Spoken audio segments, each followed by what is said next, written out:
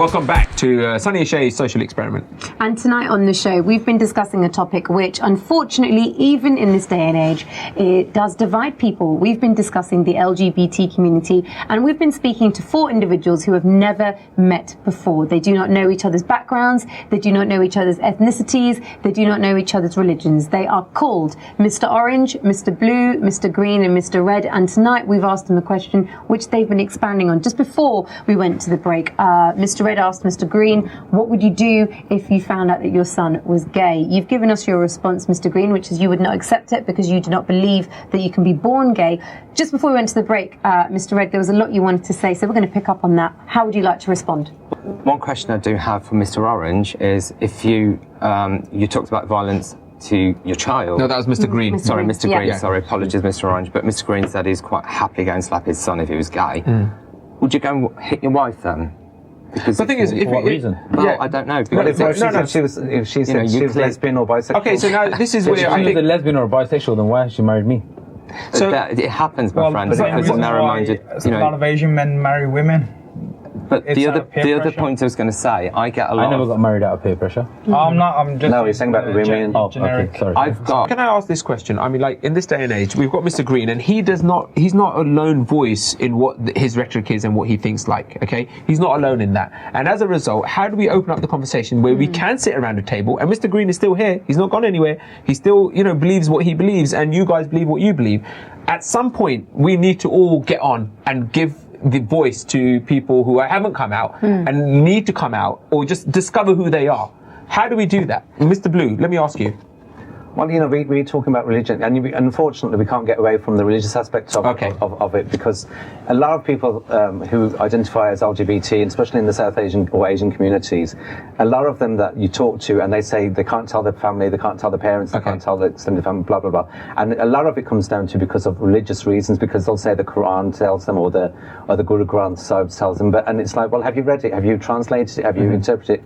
And most of the time they haven't, because what I'd say is that it's like Chinese whispers, it gets misconstrued over the generations, and then, we talk about accepting of all and loving everybody, and then, but when the child comes about LGBT, it's something like, oh no, if, this Mr. Green said he'll slap his child or whatever, but, that's not the way forward. The way forward is, is if you're LGBT, I accept you for who you are, that's it. For a moment, and then we'll pick up Mr. Red. Mr. Orange, you were just saying that there's a lot of South Asian men, and we've heard of the statistics in this country where they do have to marry women even though they are gay. What did you want to say with that point? In that respect, I think it all just ties down to our communities, peer pressure, family pressures.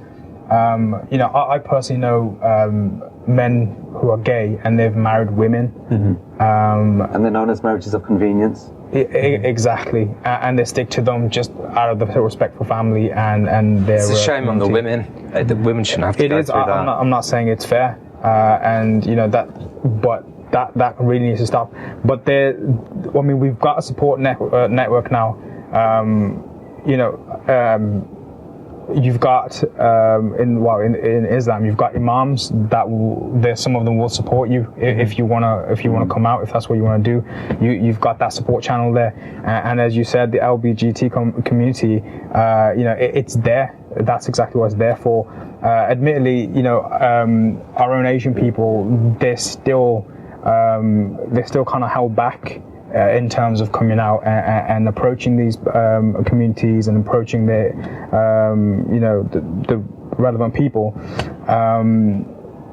But that all just comes down to the fact that they're scared of what everyone's going to think. Now, Mr. Green, can I bring you in on this? And you've heard what Mr. Orange just said, and it is about a fair tactic. And if you are someone who is someone who's quite peace loving, your religion practices that.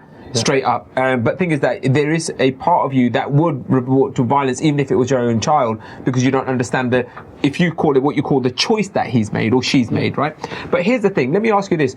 If there was someone in your community who, confided in you, and even with all the guidance that he or she has had in the past, but are still finding that they are gay or lesbian or transsexual, would you not be a friend and then try to guide them and help them? Because I do believe you would. I would try guiding him and helping him, but me personally, I can't understand gays. Okay. I don't understand. Oh, it. you don't understand it, okay. Because at the end of the day, it's like Mr. Blue, I think it was. Mr. Blue, yeah. He mentioned right near the beginning, you got Adam and Eve. You don't have Adam and Steve. Yeah, we have Adam and Eve, male. So and we're female. taking it back to religion again. So no. We're starting from the beginning. Okay. Male and female. Forget religion aside. At the beginning, we had Adam and Eve. No, that's a religious text. There are many religions that don't yeah. believe that. Yeah. Okay, there's many religions that believe, but we always had a male and a female. Okay. Most religions believe that. Yeah? Okay. No, I'm not going to argue with that. Most people understand that. Yeah, yeah. Because male and female can make another male or a female. Yeah. Yes? Yeah. We can all agree to that. So you're talking about reproduction is what you're Reproduction, talking about. yes. You're talking about having a From child. there, having a child, another it starts child. with a male and a female. Okay. Yeah?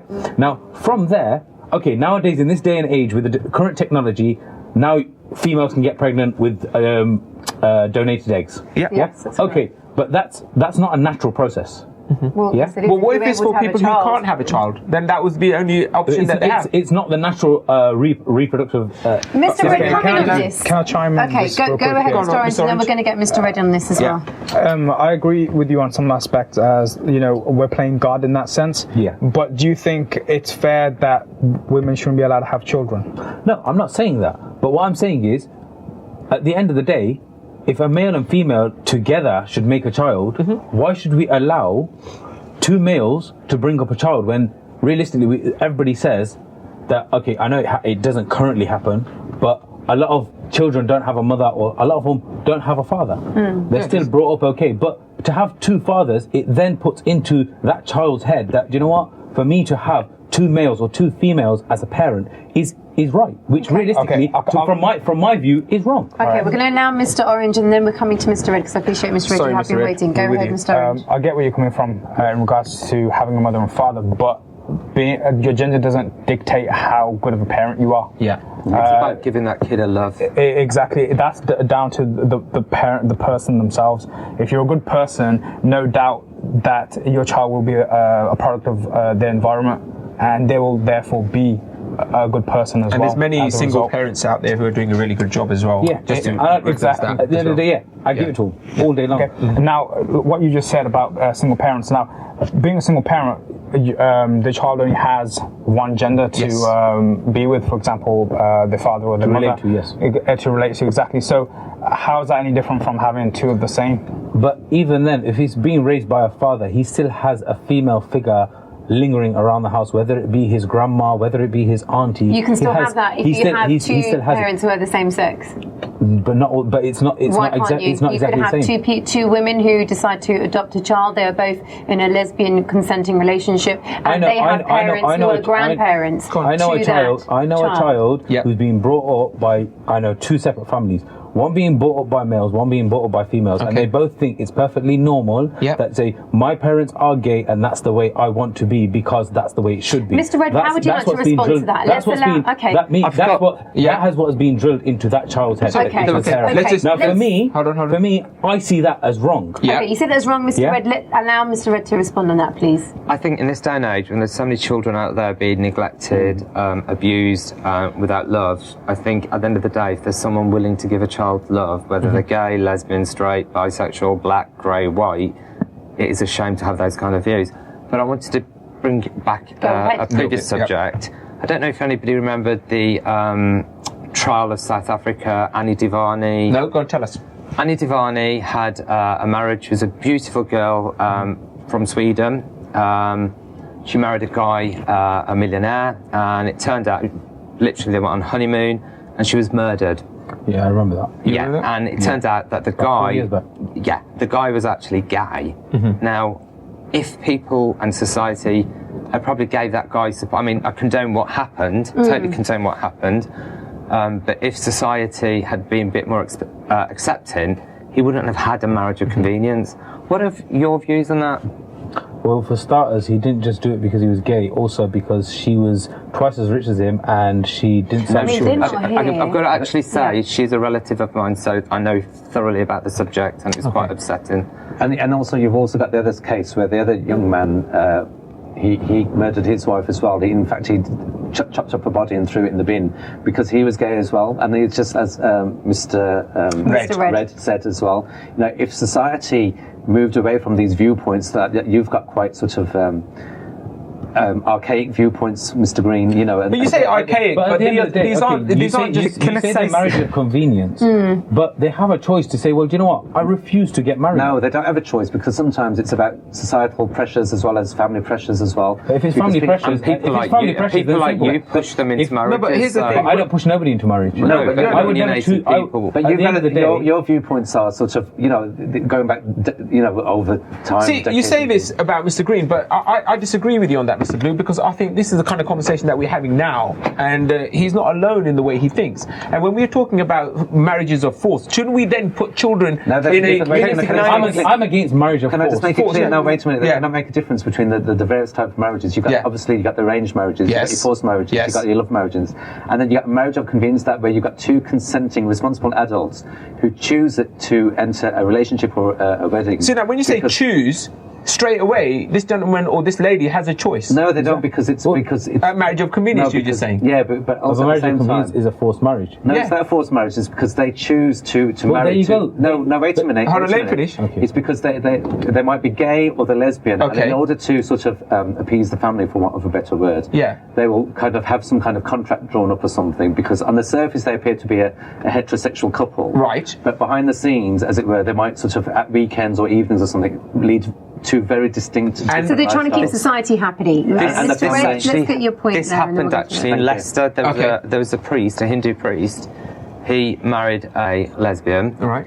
However, sadly, he got murdered. Okay. Because his secret came out.